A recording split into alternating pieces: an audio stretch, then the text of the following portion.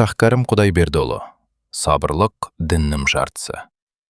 Ашу келсе тұрғызбас, артына мойын бұрғызбас. Көрнеу отқа салады, орынды жұмыс қылғызбас. Ыза керсе бойынды, ойлатпайды ойынды.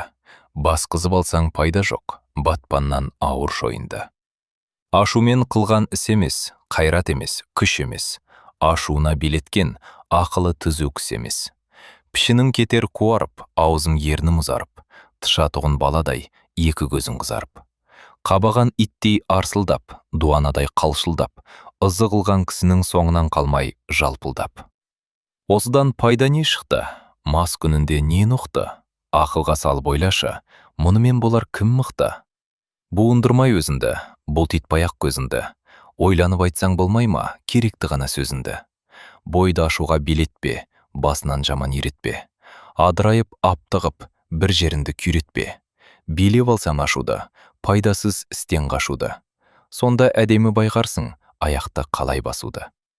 Ашусыз адам болмайды, ескеру керек ондайды. Қап өткізбей қайырып, алмағандар оңбайды. Еріншек, ашу, құмарлық, бұларды істен шығардық. Жамандықтың басы осы, кісі болса ұғарлық. Дұшпаным атса маған тас, жар жіберген көзбен қас. Ұстап, сүйіп боламас, бал ғой мені сөккен тіл.